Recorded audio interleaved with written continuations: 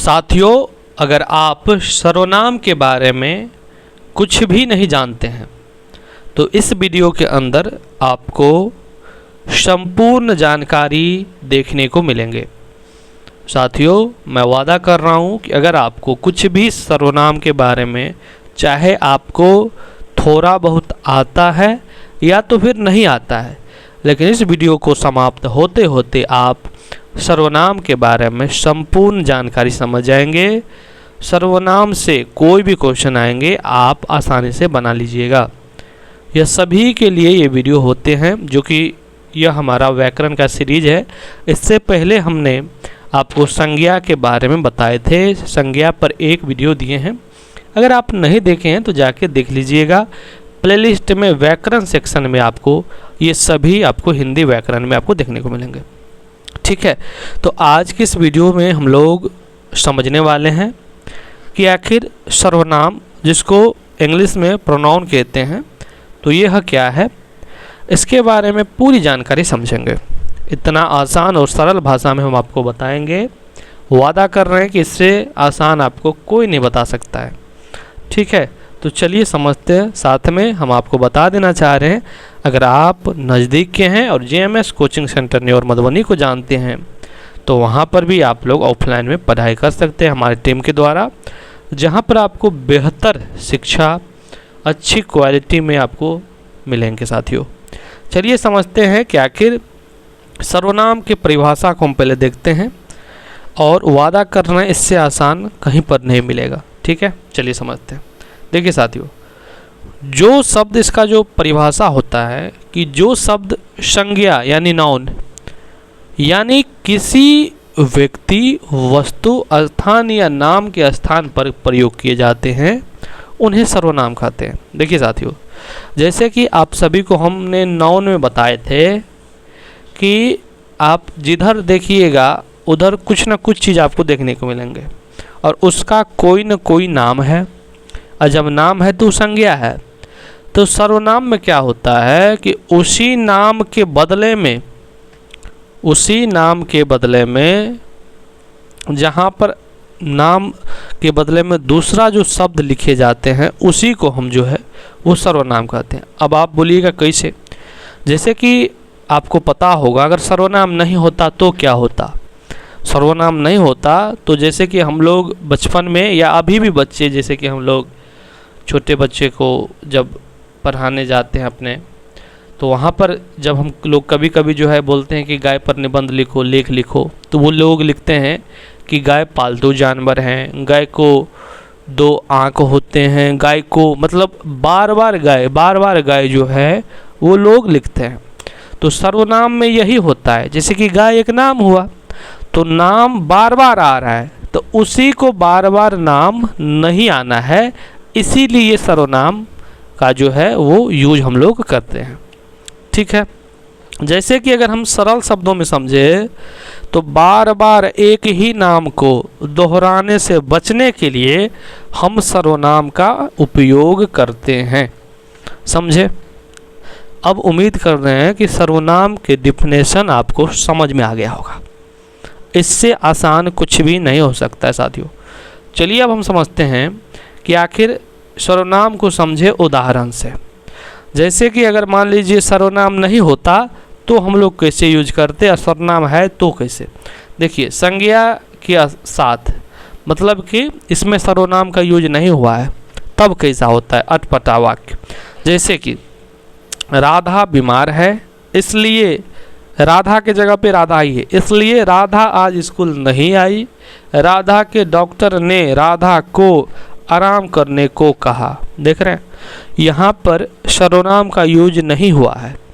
ठीक है, इसलिए ये इस प्रकार से बार बार जो है राधा आपको देखने को मिल रहे हैं। वहीं पर अगर हम सर्वनाम का यूज करते हैं तब देखिए ये किस प्रकार का वाक्य बन जाते हैं कि राधा बीमार है, यहाँ पर इसलिए वह आज स्कूल नहीं आई। वह जो है यहाँ पर क्या होगा, सर्वनाम है। ठीक है, स्कूल नहीं आई, उसके डॉक्टर ने, उसके, तो यह जो है मतलब उसके, ये भी हो जाएगा सर्वनाम। डॉक्टर ने उसे, तो उसे भी हो जाएगा सर्वनाम। आराम करने को कहा है। समझे? तो इस प्रकार से आप लोग समझ सकते हैं कि सर्वनाम के उदाहरण से भी हम लोग समझेंगे, समझ चुके हैं। अब आप लोग सर्वनाम को समझ चुके हैं कि बार बार कोई नाम आ रहा था, उसी के जगह पर हमने यहाँ पर वह का यूज किया, उसके का यूज किया, उसे का यूज किया, यही सब जो है वो सर्वनाम है।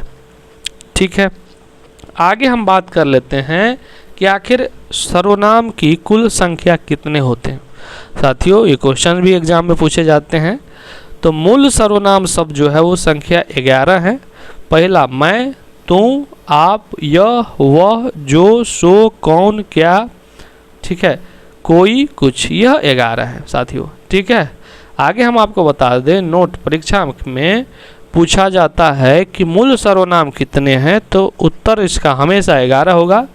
बाकी सभी जो है वो शब्द जो है, बाकी सभी शब्द इन्हीं से बनते हैं, तो इसलिए आपको हमेशा 11 ही उत्तर देना है। ठीक है, आगे हम बात कर लेते हैं कि आखिर सर्वनाम के भेद के बारे में, कि आखिर सर्वनाम के कितने भेद हैं। तो सर्वनाम के मुख्य रूप से 6 भेद होते हैं, जो कि पहला है आपके पुरुषवाचक सर्वनाम, दूसरा है निश्चयवाचक सर्वनाम, तीसरा है अनिश्चयवाचक सर्वनाम, चौथा है संबंधवाचक सर्वनाम, छठा है प्रश्नवाचक सर्वनाम और पांचवा है प्रश्नवाचक सर्वनाम और छठा है निजवाचक सर्वनाम। तो टोटल आपके कितने हो गए? 6 हो गए, जिसके हमने आपको नाम भी बता दिए। अब एक एक हम समझेंगे कि आखिर पुरुषवाचक क्या है, निश्चयवाचक क्या है, सभी के बारे में। ठीक है, तो चलिए समझते हैं। सबसे पहले पुरुषवाचक के बारे में देखिए, पुरुषवाचक सर्वनाम के बारे में हम बात कर रहे हैं, तो इसका परिभाषा और प्रकार देखेंगे। देखिए साथियों, जो सर्वनाम बोलने वाले, ठीक है, सुनने वाले या किसी अन्य व्यक्ति के लिए प्रयोग किए जाते हैं। मान लीजिए आप बात कर रहे हैं, आप जो बात करेंगे कि बोलिएगा क्या कि मेरा नाम ये है, तो मैं, हम और मेरा, यह जो तीनों शब्द आप यूज करते हैं, यह जो है वो हो जाता है बोलने वाला, तो यह हो जाएगा आपका पुरुषवाचक सर्वनाम। साथ में जो सुनने वाला होगा उनको बोलिएगा आप, तुम्हारा या तुम, तो ये भी हो जाएंगे आपके कौन सा, सुनने वाला का, तो ये भी हो जाएंगे पुरुषवाचक सर्वनाम। और तीसरा जो है वो होगा, मतलब जो मतलब तीसरा व्यक्ति के बारे में हम बात कर रहे हैं, तो हम बोलेंगे वह वहाँ जाता है, या वे कौन है, उसका क्या नाम है। तो इस प्रकार से जो हम जब वह, वे और उसका बोलते हैं, तो यह सभी हो जाते हैं पुरुषवाचक सर्वनाम में आते हैं। तो यह सभी क्या हो जाते हैं? पुरुषवाचक सर्वनाम। मतलब जो बोलने वाला, सुनने वाला और तीसरा व्यक्ति के बारे में जब हम बात करते हैं, तो यह तीनों हो जाते हैं आपके पुरुषवाचक सर्वनाम। उम्मीद करते साथियों कि आप सब पुरुषवाचक सर्वनाम के बारे में समझे होंगे। ठीक है, अगर समझ में नहीं आए तो फिर से पीछे करके देखिएगा, 100% आएगा, क्योंकि इससे आसान कोई नहीं आपको बताएगा। चलिए समझते हैं आगे कि आखिर निश्चयवाचक सर्वनाम क्या है। तो इनके परिभाषा को हम समझेंगे और पहचान के बारे में कि कैसे हम पहचानेंगे कि आखिर यह निश्चयवाचक है।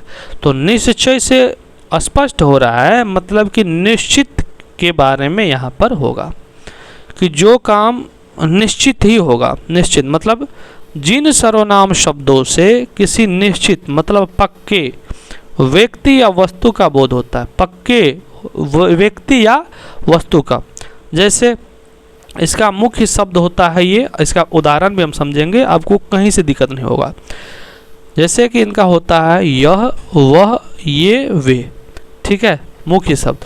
अब इनका हम उदाहरण देखते हैं। देखिए साथियों, जैसे कि हम बोलेंगे यह मेरी साइकिल है, तो यहाँ पर जो है वो पक्का हो रहा है, पक्का पता है हमको कि यह मेरी साइकिल है।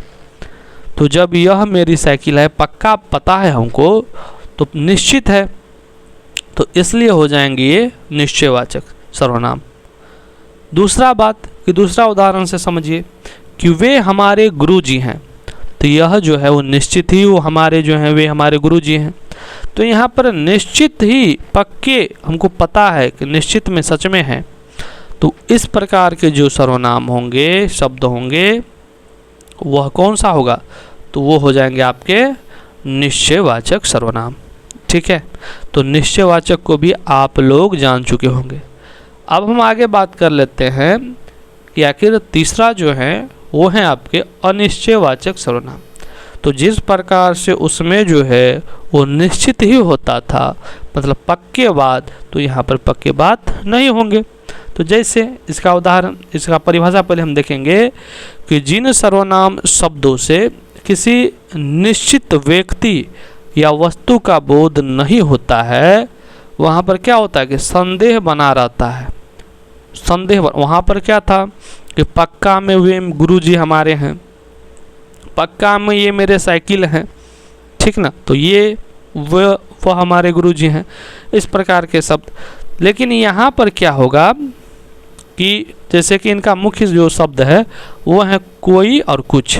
उदाहरण से हम समझेंगे तो दरवाजे पर कोई खड़ा है, तो कोई यहाँ पर आ गए, कोई खड़ा है, कौन खड़ा है हमको नहीं पता है, तो यहाँ पर कौन खड़ा है हमको नहीं पता है, निश्चित ही नहीं है, तो यह हो जाएगा अनिश्चयवाचक सर्वनाम। ठीक है, ये कौन हो जाएंगे? ये हो जाएंगे आपके अनिश्चयवाचक सर्वनाम। ठीक है, दूसरा उदाहरण से हम समझेंगे कि दूध में कुछ गिर गया है। तो दूध में कुछ गिर गया है तो हमको पता नहीं है कि गिरा है, ठीक ना, तो इस प्रकार का जो शब्द होगा वह क्या हो जाएंगे? वह भी आपके हो जाएंगे अनिश्चयवाचक सर्वनाम में। ठीक है, मतलब जो चीज़ हमको पता नहीं है, निश्चित नहीं है, तो उस प्रकार के जो है वो हो जाएंगे क्या? मतलब कि अनिश्चयवाचक। आगे हम बात कर लेते हैं संबंधवाचक सर्वनाम के बारे में। तो अभी तक हम तीन ठो देख लिए, शायद एक बार फिर से देख ले। हाँ, तीसरा हम देख लिए, अब चौथा समझेंगे। चौथा हम समझेंगे साथियों कि संबंधवाचक सर्वनाम। तो संबंधवाचक सर्वनाम का हम पहले परिभाषा देखते हैं, फिर समझेंगे। तो देखिए यहाँ पर इसका परिभाषा है कि जो सर्वनाम शब्द वाक्य में किसी दूसरे सर्वनाम या संज्ञा से संबंध बताने का कार्य करते हैं, मतलब कि संबंध बताने का कार्य करते हैं। जैसे इनका मुख्य शब्द की बात करें तो जो, सो या जैसा, वैसा। उदाहरण से अगर हम समझेंगे तो देखिए, जो सोएगा सो खोएगा, तो इस प्रकार से जो शब्द बनेगा वो क्या होगा? जो सोएगा सो खोएगा, यहाँ पर संबंध बता रहा है। जैसी करनी वैसी भरनी, तो इस प्रकार के जो शब्द होंगे, जो, सो, जैसा, वैसा, इस प्रकार का जो शब्द होंगे वह कौन सा सर्वनाम होंगे? तो वह होंगे संबंधवाचक सर्वनाम साथियों। वह कौन सा होंगे? वह होंगे संबंधवाचक सर्वनाम। ठीक है, उम्मीद कर रहे हैं कि यहाँ तक आपको समझ में आ रहा होगा। चलिए आगे हम बात कर लेते हैं। अगला जो हमारा है वो है प्रश्नवाचक सर्वनाम। तो आखिर हम समझते हैं कि प्रश्नवाचक सर्वनाम क्या है।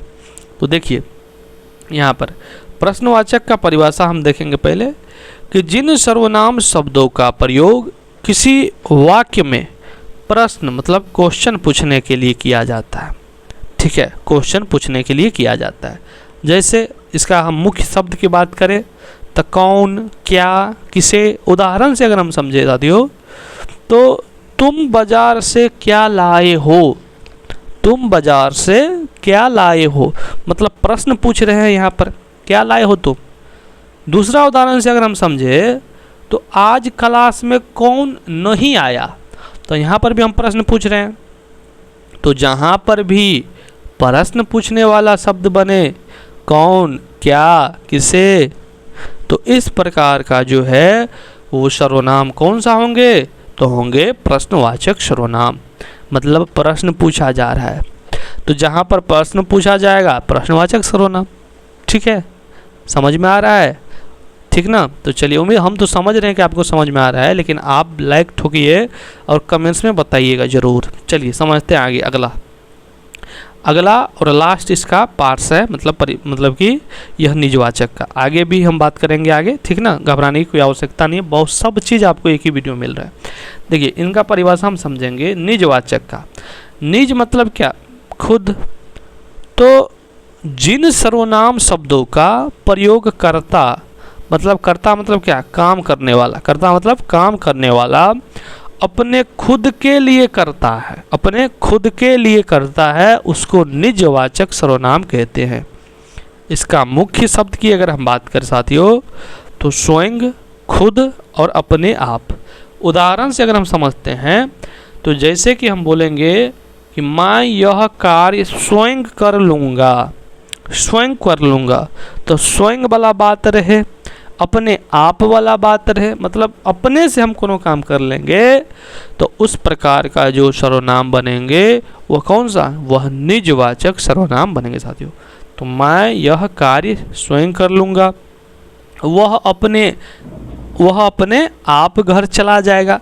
तो कोई व्यक्ति है जो स्वयं कर रहा है काम को, किसी भी काम को, तो वह जो होगा कौन सा होगा, वह होगा निजवाचक सर्वनाम। वह कौन सा होगा, तो वह होगा निजवाचक सर्वनाम साथियों। ठीक है, तो इस वीडियो में हमने आपको पूरी जानकारी बता दी है।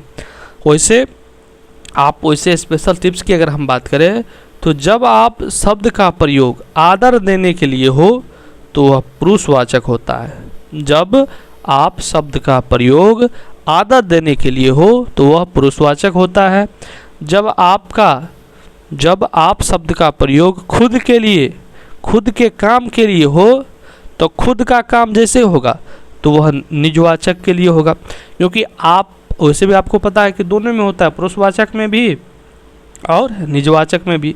जब आपका प्रयोग आदर देने के लिए तब पुरुषवाचक, जब खुद के लिए, अपने आप के लिए तो निजवाचक होगा। तो संज्ञा के बार बार प्रयोग से भाषा का सौंदर्य नष्ट होता है, सर्वनाम उसे क्या करते हैं तो बचाता है। तो इसीलिए हम लोग जो है सर्वनाम का यूज करते हैं। और आप कहाँ पर यूज करते हैं ये भी आपको पता चल गया होगा। सर्वनाम के सभी भेद के बारे में भी हमने आपको जानकारी दे दी और इससे सरल कोई नहीं बता सकता है साथियों। और इसी प्रकार से हम आपको अगले व्याकरण के वीडियो में मिलेंगे फिर से। वीडियो कैसा लगा है ज़रूर बताइएगा, अपने सभी दोस्तों मित्रों में ज़रूर शेयर करें। इतनी छोटी सी वीडियो में इतनी बेहतर जानकारी के साथ फिर से हम मिलेंगे साथियों। धन्यवाद।